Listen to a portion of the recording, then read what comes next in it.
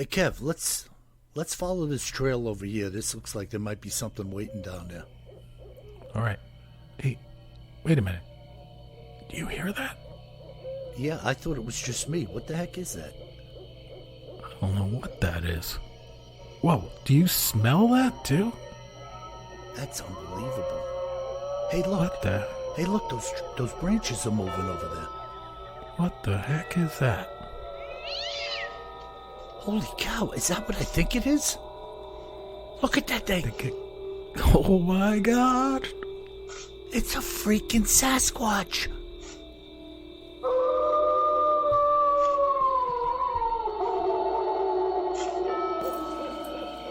Welcome to the Bigfoot Terror in the Woods Sightings and Encounters podcast.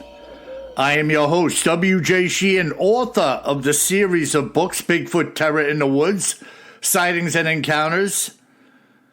12 volumes available in paperback, ebook, and audio format. And the latest regional selection, the Northeast book, is available in paperback, ebook, and audiobook. And the Southeast book currently is still paperback and ebook, soon to be audiobook, and I'm working on the others. So please go out, buy a copy, and leave a good review, not like the schmuck who left me a 3.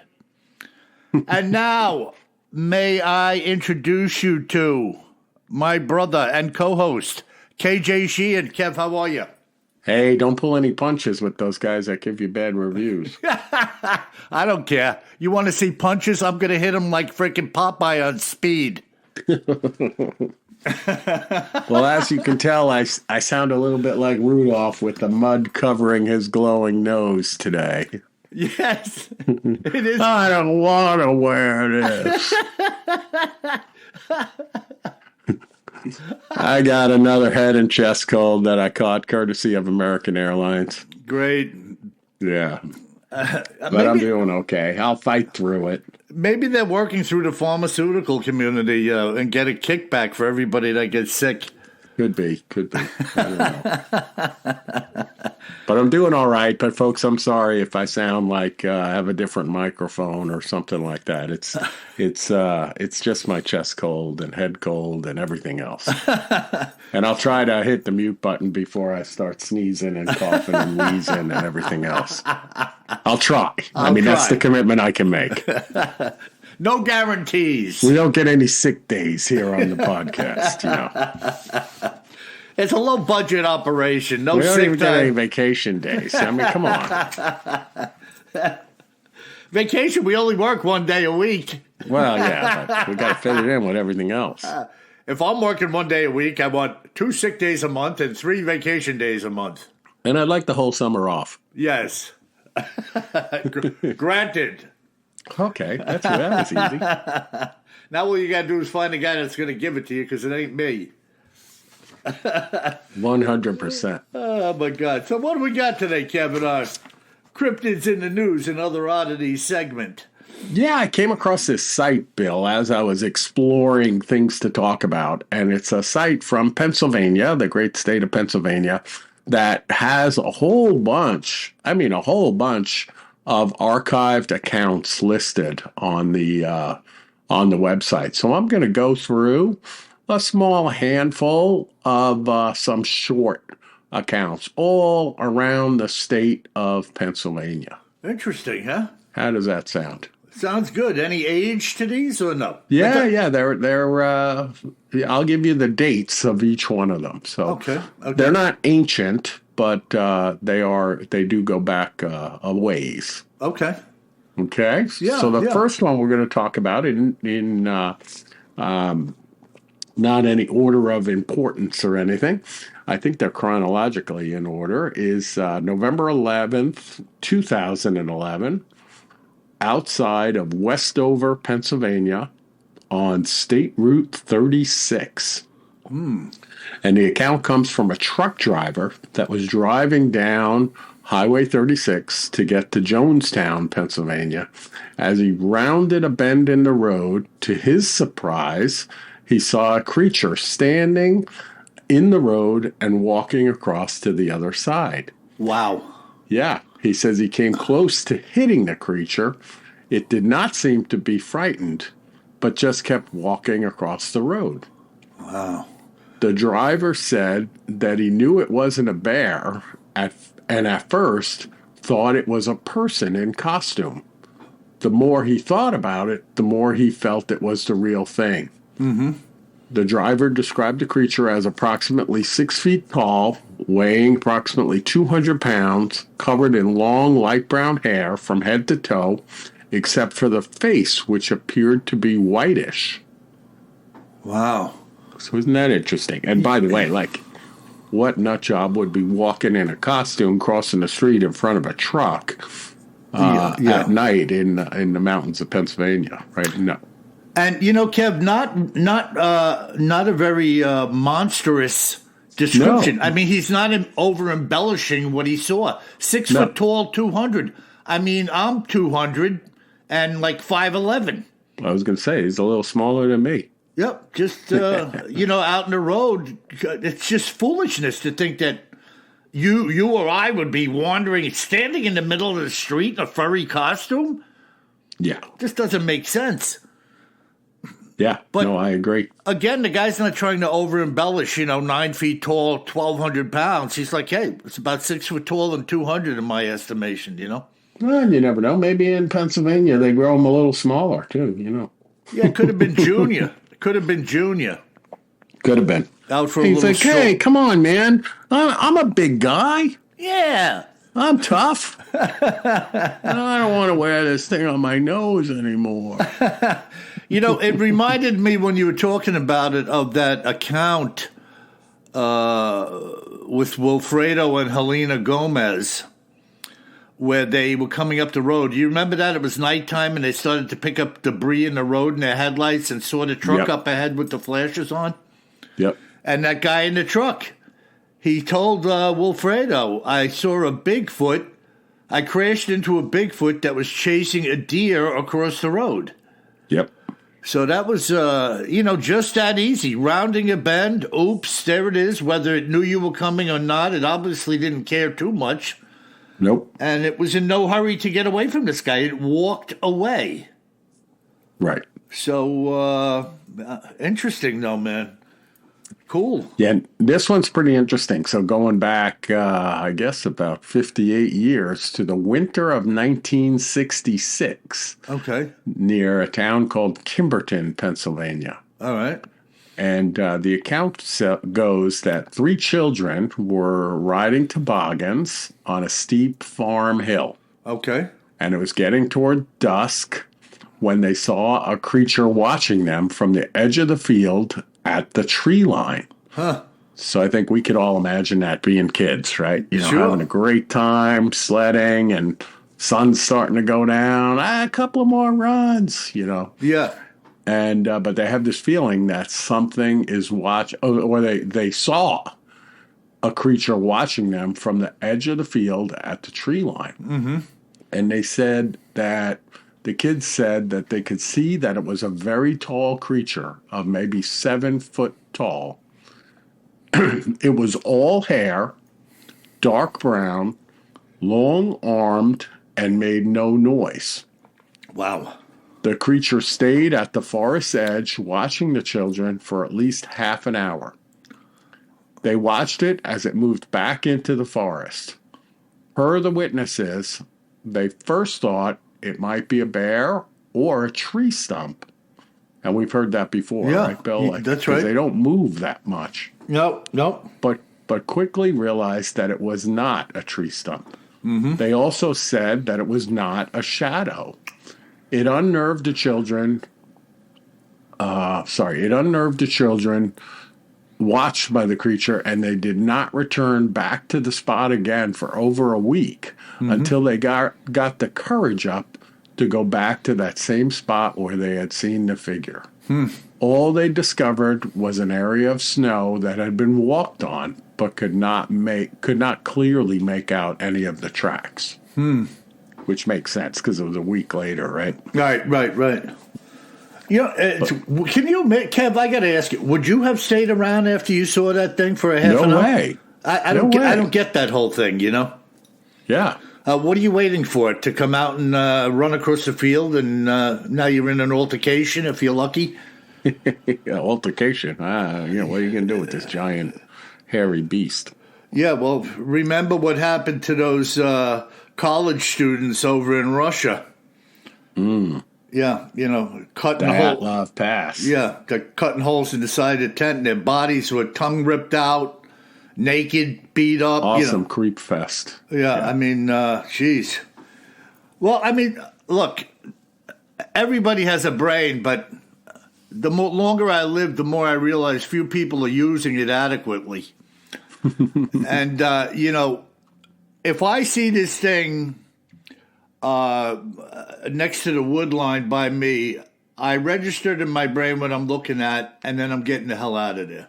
Exactly. I don't need to engage a frickin' Bigfoot. It's like engaging probably a 7-foot-tall chimpanzee that could just fling you around like a frickin' mop. Yep. Agree. Wow. Jeez.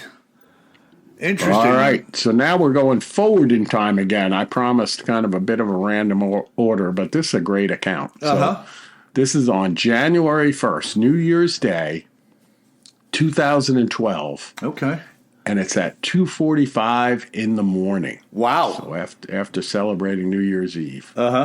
And this couple was driving toward Du Bois on Route 322 on the Rockton Mountain in Pennsylvania. Kevin, pardon me a minute. A couple of what?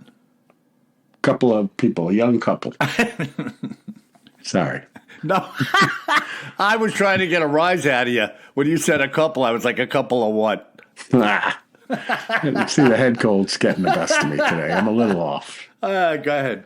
I don't like wearing this thing on my nose. So this young woman says she was the designated driver and driving her boyfriend home from a New Year's Eve wedding.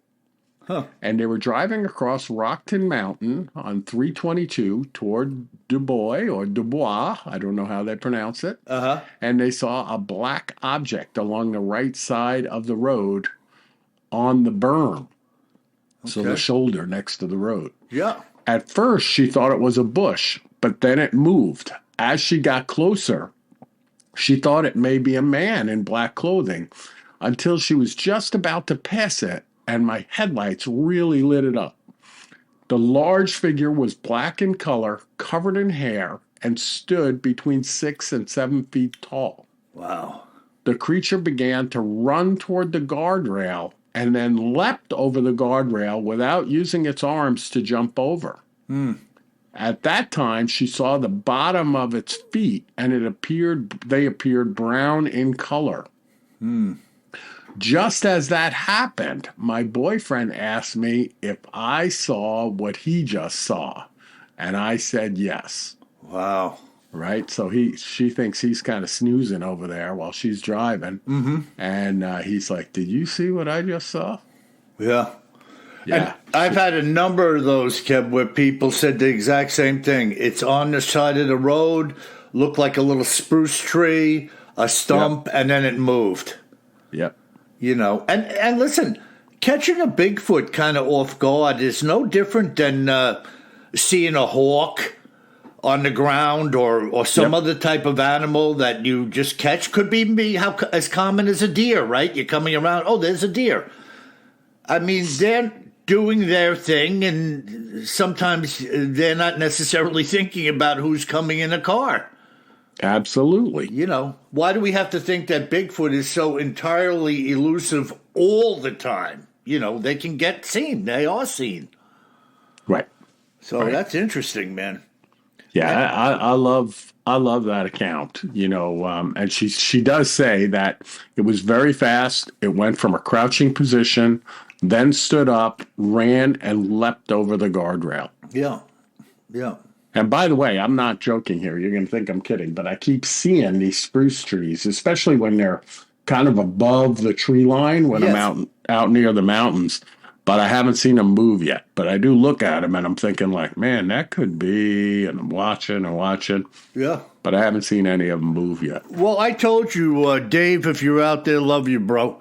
When Dave told me about the first Bigfoot encounter he had out in Oregon, I told you Dave is a logger, hardcore logger, and his position is really driving the truck, trailering wood out.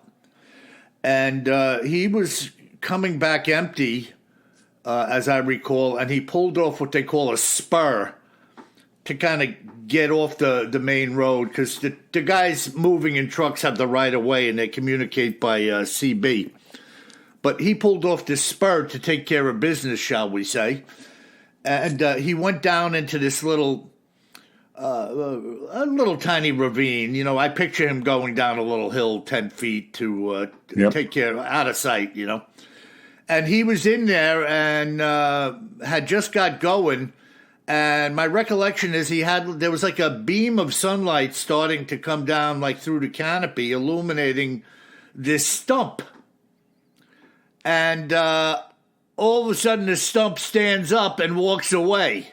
Oh. So it's the same old thing, though. You know, you're not expecting to see such a thing.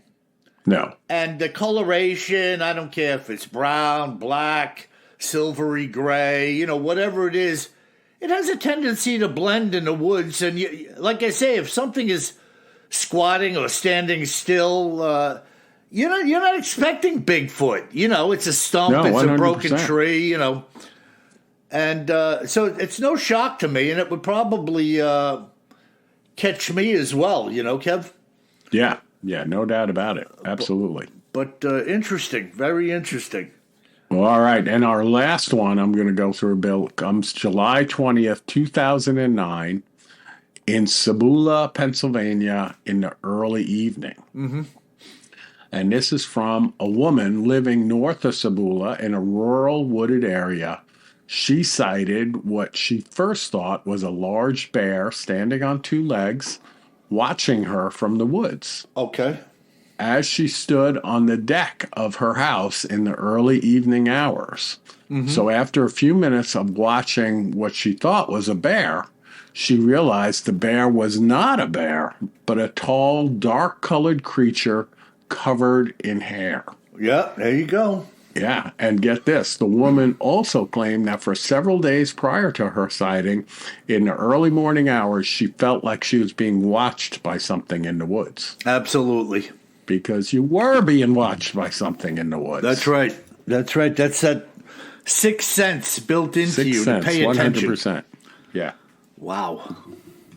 You know, and Kev, it doesn't take much to activate that sense of being watched. You can have a little coyote standing in the bushes by you down there, and he's just kind of peering at you. Your body will pick up on that if you pay attention to it. Oh, 100%. And it has picked up on that, you know? Yeah, it doesn't. When I'm out at the coast, which is Coyote Central lately, I'll feel like I'll be getting out of my truck at night. I'll feel like something's looking at me, and I'll look over my shoulder, and there's a coyote standing there in the driveway. Yeah, there you go. And I mean, it's just that easy. All we need to do is pay attention to it and confirm it if you can. You're not always going to see what's looking at you, but many times you will be able to. All right. Cool, man. So those are the accounts that I'm covering this week in cryptids in the news and other oddities. Excellent, excellent. And I have a double-header here today, Kev. I've got a couple of short... A double-headed Bigfoot? No, a double-header to share. Oh, man, I was ready for the double-headed Bigfoot. Can you imagine? Oh. Now, I have to tell you going in, this was interesting to me in particular because I saw what this guy is going to talk about, and you'll hear what he did about it. And by the way, Kev, I think that let me save it for the end. Let me read it, and then we'll talk about who this fellow is. So this interesting evidential find was reported to me by a fellow named Sid Craig, a resident of Ohio. And this is what Sid had to report. And he said, as you have stated on your podcast many times, Bill, if you see something, say something. In this case, it is what I heard after having seen something that I am reporting on. Please allow me to explain. I was watching a television show in which a team had entered Tar Hollow in search of Bigfoot activity. The team, having hiked from north to south through the hollow, had set several sound recorders at various intervals in the hope of recording a howl. Well, as it turned out, if you believe what happened, and I do, before the team had wrapped up the day, they had heard something and got it on the recorder that was closest to the location at the time. I have been in the hollow many times, doing a little snooping around for the hairy man myself, and consider myself to be a fairly avid Bigfoot enthusiast. So I decided to invest in some devices to do some recording for myself, having found their evidential find to be more than a bit interesting. So he was watching this television show, which I saw, and he did a follow-up of his own. So I purchased 3 recorders, whereas they had quite a few more than that, as I recall, and decided that I would follow the same north to south pattern as they said they had, spacing these recorders over about a 1.5-mile run. I plan to repeat the spacing over several weeks as able to cover the entire hollow. On the first weekend, being retired, I had hiked the first section and placed the recorders on trees throughout the forest, just as they had done. It was about 15 hours later on Saturday morning that I went back in to retrieve the recorders, and now back home, I reviewed them and found nothing unusual to report. But of course, I wasn't through with this investigation. The following weekend, I continued placing the recorders, beginning about a 1/2 mile away from where the last one had been the previous week. Following the same pattern, the recorders were left out for approximately the same amount of time overnight, with my going out to get them once again on Saturday. Late Saturday night, as I was reviewing the third recorder in the line, which was approximately 3 miles south in Tar Hollow, I had captured something very odd on the recorder. The recording lasted only for about 9 seconds and sounded like a conglomeration of several different sounds. I can't describe what it was to you very well, but it was like a roar, howl, and a whistle, all wrapped together in succession over 9 seconds. Very odd indeed. But it happened to be the very same thing in my recollection that this other team on television had recorded, which sparked me to do what I was doing. In kind, I had hunted down an expert in audio recordings and forwarded the recording to him. I didn't, unfortunately, get authorization to share his name before doing this report with you, but he was certainly an expert at his craft. Several days later, I was doing a Zoom session with him to hear the results of his finding, which were incredible. He had broken apart the recording into 3 distinct segments, all of which, according to his analysis, had come from the same location. In other words, it wasn't, said he, 3 different animals that were sparked to start making noises by each other in succession. The first portion, according to his analysis and comparison, was similar to that of a wolf. He followed up by stating that since wolves are no longer in Ohio, he was ruling that out. The second sound, according to him as well, matched up well with what he said was an unknown primate. And there are no known or unknown primates in Ohio either. And the last segment was said to be that of a gorilla. And of course, Bill, there are no gorillas in Ohio. He followed up by saying this: one of 3 things happened here to create this sound that you recorded. Somebody ran the recording at a distance through some type of amplified sound system, and you picked it up on your recorder. The second scenario is that 3 different creatures were gathered together in a group and made these sounds together in succession. And the last is that one single creature was able to make all three of these distinct sounds and then stopped. He followed up by saying this: I believe you have something very unusual going on in the woods of Ohio. This combination of sounds, as he described them, a wolf, primate, and gorilla, were the same spoken about on the show. In other words, the same thing was recorded by them and now by me. Much more than a coincidence, in my opinion, Bill. Many reports have come in about Bigfoot in Ohio, and as you know, I have more than a few of my own, many of which I have shared with you. Bigfoot is, in fact, alive and well in Ohio and many other places. And as for myself, I will continue the hunt and the recordings as able. Thanks for all you are doing, Bill, with your books and your podcast. How about that, Kev?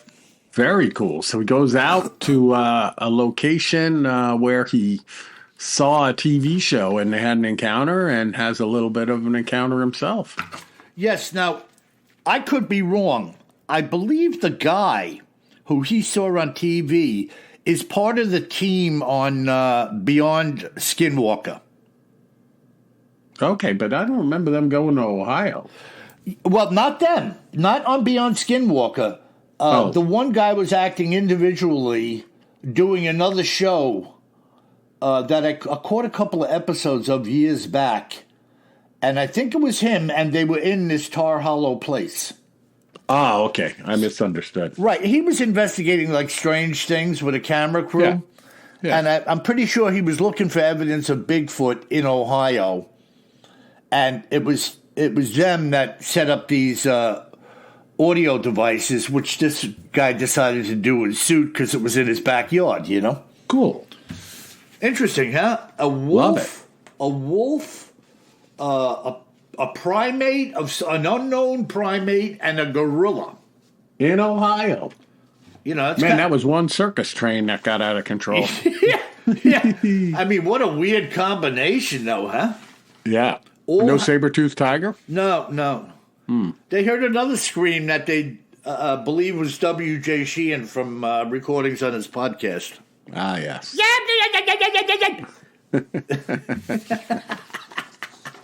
The hell was that? All right, now the second one here is really weird, which again, I'm not sure if I did this a little while ago, Kev, but we'll have a redo of it because... Does it involve clowns? No clowns, and okay. Although I work with some clowns, there are no clowns hurt or seen during this account. Now, this adds to the blend of the paranormal activity regarding Bigfoot exciting. So, once again, I find myself engaged in the bizarre in regards to Bigfoot, and this account was told to me by Marnie Hench and her husband Troy. Now, folks, hold on to your hat because Marnie recounts what both she and her husband saw while out hiking in the woods. Having read all of your books to date, Bill, as well as now being a listener to your podcast, I know that you, as well as your brother Kevin, are familiar with Priest Lake in Idaho. Oh, yeah. Yeah. Now, my husband Troy and I have fallen prey, as many others have, to this COVID-19 demon, with our business, at least for the moment, having slowed to a standstill. Thankfully, neither of us has been sick, but we do have a lot more time on our hands in recent days.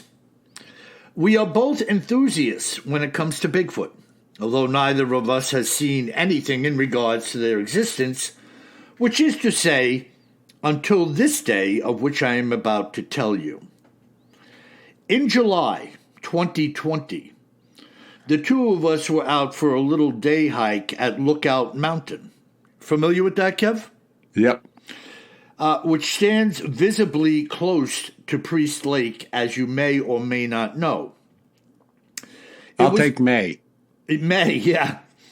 It was a gorgeous day as two of us were gradually making our ascent up the northern slope of the mountain, somewhat meandering back and forth in a zigzag pattern. We had been hiking for about an hour or so and sat down for a breather in a break within the trees where we could see a reasonably open slope off to our left.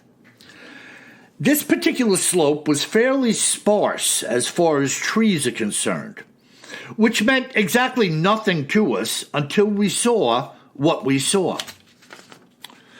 We were resting, sitting in the sunshine, when Troy said, "Is that what I think it is, honey?" As he now directed me to look at this open slope.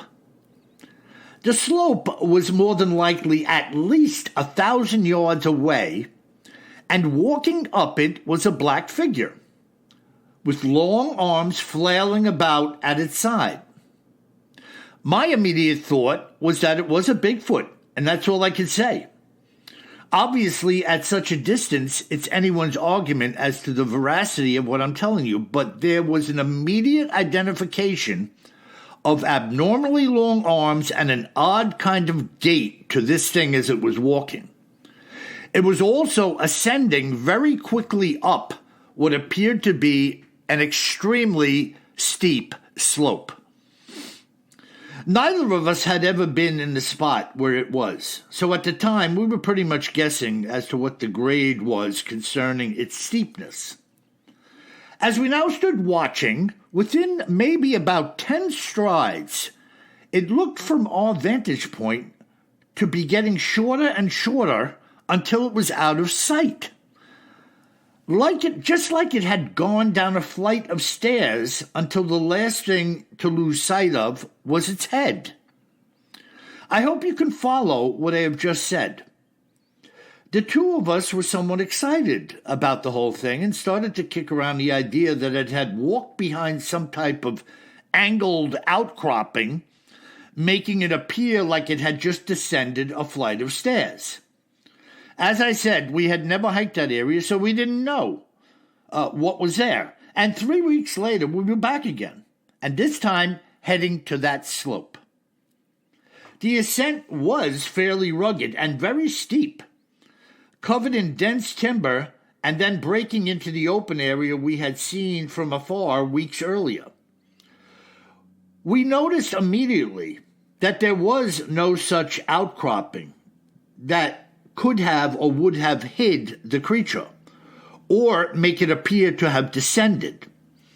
There was also no hole in the mountain or mine shaft opening, if you will, the likes of which it possibly could have entered into. We stood there baffled, knowing what we had seen with our own eyes. This thing apparently had gone down into the very mountain itself, while appearing to be walking as it did so. I had sent you a link to our business website in the hope of you seeing us and what we do, that it might add some credibility to my account. You always say, Bill, if you see something, say something. And so we have. We did our due diligence to prove to ourselves what exactly we had seen. And all we were left with is what I have just said. This apparent Bigfoot had descended into the earth. Believe it or not. Whoa. Extremely bizarre. That is a wild account. You know, what can you say? There, like she said, we did our due diligence and we went back and we did a little more investigating for another day hike. And what we found is what I left you with. Wow. No outcropping, no opening. It appeared to walk through the mountain, gradually disappearing on the angle as it did so. Crazy. That's freaking bizarre, man. 100%. Very strange. And very strange. By the way, have you been catching any of the new Expedition Bigfoot? I caught a few of them, but I was traveling again this week. I had to go down to Dallas to get this cold. Yeah, they've got some really good activity going on, and Russell Acord got a nice print. And they have there's some activity going on over there in Northern California. I have no doubt about it, man. Oh, yeah. Well, that's definitely a hotbed. Yeah, I mean, but the fact that they're out there, and we don't know how many weeks they spent out there doing their show, you know. You get the feeling that it's months. You would think so, right? Yeah. I think they're dipping in and out. Maybe they go for a week, they come out for a week, you know. I don't think they're spending, 3 months just in the woods. You know, they have vehicles. They're probably... Oh, yeah. I don't mean that they're spending 3 months in the woods. But, Right. I mean, they could stop, go to a hotel, get cleaned up, get some good meals. Yeah, maybe once a week they're going in for a couple of days, you know. Exactly. And But I bet they gather a ton of footage, right? They must gather a ton of footage in order to get a few things that are interesting. Yeah, well, I'm sure. Because you can't just go out there and find stuff in an afternoon. Right. Well, it's like these people going into these haunted houses with camera crews. I mean, is it possible that they go in and get like immediate activity in some of these places? I don't know. I guess so. But I think that's a much higher likelihood. You go into a place that, has some type of demonic thing going on in it. Mm-hmm. I think you could encounter something in an hour. You go into the Pacific Northwest where there's been Bigfoot sightings, you could be there for 3 months and never see anything. I have to agree with you on that, Kev. Yep. Yeah. Yep. Different. Apple and orange. Yeah, because when you go into a place that has been inhabited by demonic entities for whatever reason, they really have no reason to leave there. No, and the contrast, the Bigfoot example, let's face it, I know this is obvious, but you could go to a place where Bigfoot has been sighted a tremendous amount, even in the prior days, and he could be there and you don't see him. Right. I mean, he could be looking right at you. That's right. Right. We know that these creatures, are the masters of camouflage and the masters of stealth, it seems. Yeah, they are very stealthy. And, I was thinking about this, and Philip and I were talking about it a while ago.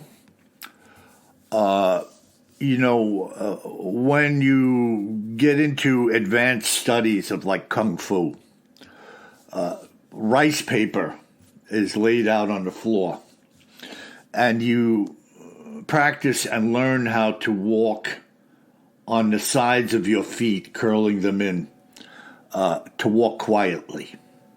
So the idea is you're walking more on a knife edge and allowing your foot to kind of gently fold into the paper without causing it to crunch or crinkle. I thought you were going to make like an origami swan out of the paper using only your feet while you're walking. Yeah, folding it with your toes while you're walking. It appears like you're not doing anything, and then there's a 3-foot high origami swan. Right, and after you're done with that, we're going to do something difficult. But I thought then perhaps you can snatch the pebble from my hand, Grasshopper. How about I'll just shoot you and take the pebble from your hand when you drop to the floor? But anyways, I got to thinking about that, and there might be some. Well, my first thought about Bigfoot is because of the enormous size of their feet and the weight, that combination could very well kind of muffle a lot of things when walking that might make a little more noise when a human was doing much smaller feet and less weight. Yep. But I think there might be some credibility to the although in the Patty film, we don't really see. We see the toes flipping up on slow motion, which is very unusual and ape-like. Yep. But we don't see her like rocking her foot in any way, like left to right or right to left. So it's just look. It's all speculation, right? I really have no idea, but it makes for a little interesting thought and conversation. Yeah. It's good. It's good stuff. So what do we have, Kevin? Listener mail today. Yeah, we got a couple of good emails here, and they're both questions for us to banter about a bit. Okay. So the first one is related to Expedition Bigfoot. It comes in from John. Okay. And the subject is Prince of Wales Island. Okay. And he says, "Hey guys, I'm currently listening to the newest podcast. You guys are doing great, but I do have one question. The trees from Expedition Bigfoot have been seen on other shows, and I think he's referring to the upside down trees that are jammed into the ground. Yes, absolutely. Right? And he says, it was either on Finding Bigfoot or on Monster Quest.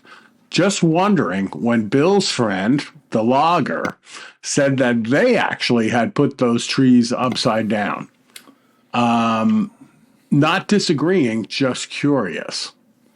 So I think he's saying, like, he wants to know a little bit more about what your friend said about when they do that, why they do that. Are they trying to imitate a Bigfoot? Are they doing it? I think they were doing it to mark like an area that they had worked in or something like that, if I recall correctly. Yeah, that is correct. And Rich told me that was, I think, in the early 90s. Okay.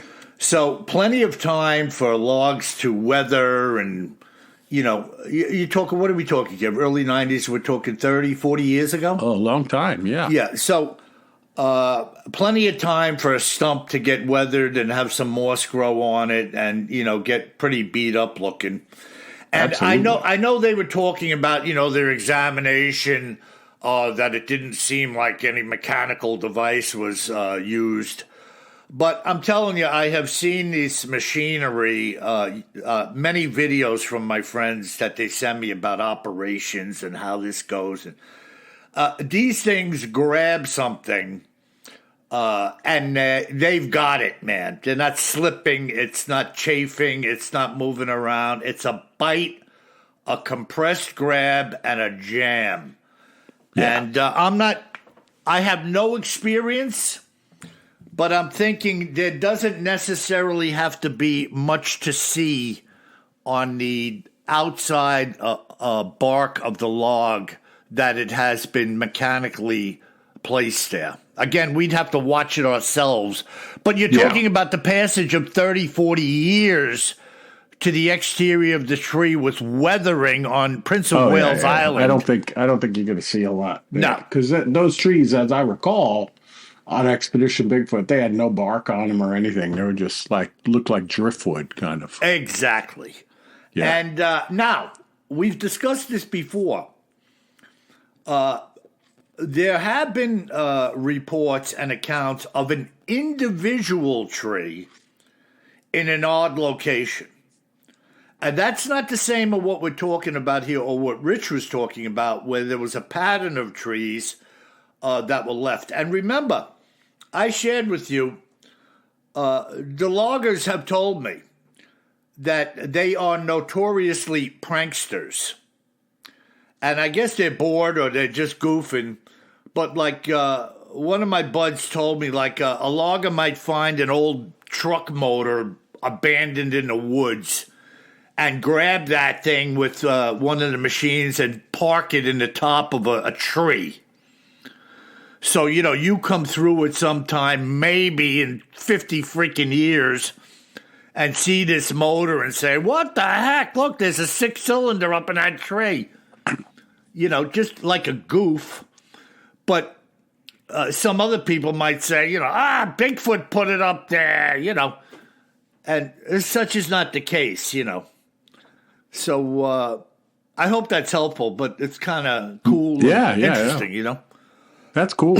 I do think that there's a possibility that there. Now, let me give you another example that was pointed out to me recently. My friend sent me a picture of a large tree that had been bent down, grew kind of horizontally, and then went up straight. If you can visualize that, kind of like a letter L. Yep. But interestingly enough, he said that some of the Indians early on would tie trees down And then they would grow upward like this, forming this like odd letter L, if you can picture that. And these would be like signposts for pathways or ways to go. So you would run across the tree that looked like so-and-so, and it was angled. Yeah, and I remember seeing those and reading about those too. Yeah. So yeah, definitely. So again, it's not always Bigfoot activity. It could be human intervention. It could be natural. Things could be caused by snowfall, heavy snowpack, severe weather. Yep. But, some of this stuff is probably attributable to possibly Bigfoot activity. Awesome. All right. Our last email, and this, Bill, is one of those slight KJ fan mail letters that you mentioned last time that we haven't read yet. All right, here we go. But it is a good one. It's from one of our frequent contributors, Lee from Minnesota. Uh-huh. And she also raises a question like the prior email. So I think it's good for us to talk about. But she says, hello, Kevin and the other guy. Uh-huh. Just kidding, Bill. I've been up and down because of this Gable film. So the Gable film, folks, was that film that we went through here on Cryptids in the News and Other Oddities, where it was like a dog man creature running on all fours at the camera, if you remember those vintage snow machines and stuff like that. Yeah, that was nasty, man. Right. And she says, when it first came out, I was leaning towards this could be real. I mean, if that was a guy in a costume, he must be extremely fit, flexible, and very fast, which is what I said. No way was that a guy in a costume. Yeah. Then she saw it on History Channel's The Proof is Out There. And she says, I really like that show and how they approach everything as skeptical but open that it might, be true. And they use science to approach their subject matter. And I agree, Lee, not because you're writing a nice email to me, that helps. But I do like the show also because they tend to look at it with an open mind, and they do a lot of background searching and things like that to see if this could be real, if the film exists somewhere else, if the sound exists somewhere else, etc. And she says when they concluded that show on that, they said it was not a cryptid. And she says, I was very disappointed. So I haven't seen that particular show or that particular episode. Did you see it, Bill, where they looked at that film? I did not. When I record, I record The Proof is Out There. Yep. But, because I'm so busy, I don't. A lot of shows get deleted just to keep the thing cleared out. I don't get to see everything I record. I know. Same here. But so she goes on. Now I listen to you two saying you are in the believer camp makes me rethink the History Channel's conclusion. People do walk back things that they have said just to get away from the situation. Mm-hmm. So where does that leave us? Well, it's a dadgum mystery, and I guess that's part of the reason folks like us enjoy the unknown. All right, now we get to the fan mail section. Okay. And Kevin, I would like to add, I listened to Bill on a couple of other shows, Coast to Coast and such. I do enjoy hearing Bill, and always will, but I do miss hearing your oddities. No matter how good the show and Bill may be, it feels incomplete without you. Well, thank you very much, Lee, for the first of KJ fan mail. Yes. Very nice that someone actually knows who I am. I'm surprised there wasn't a little lipstick on it. But, so getting back to the question, though, Lee, I want to see the show because, like, if they say, well, it was created with CGI and stuff like that, well, certainly that could be. And they have, like I said, one of the things I like about the show is they'll have an expert in CGI come in and try to recreate it. Yeah. Yep. Mm-hmm. So that's the thing that could come to mind to me, because that would indeed fool you or could indeed fool us. But I don't think it's like a guy in a furry suit, for example. No way, no how. No. And by the way, Bill, just a little teaser of the future, a negative teaser in a sense. This is going to get a lot worse, with this whole artificial intelligence and what they call generative artificial intelligence, you'll be able to create hoaxes like this much more easily and without CGI machines and stuff like that. So hopefully we'll get a little proof out there before hoaxes go wild, so to speak. Yeah, it's unfortunate, but we're coming to a crossroad here where legit evidence is going to be a little dicey. I think we'll have a better chance with cell phone shots, some of the spotting scope stuff that we've seen on the mountainsides and things. But there's going to be a lot of trash out there. And I've already seen a lot of trash anyway. Thankfully, I consider myself to have a good eye for observation. And I don't... and Kev, look, I am really good with my intuition, whether it's about people, places, danger, lies. I trust that because I've proven it 1,000,000 times over.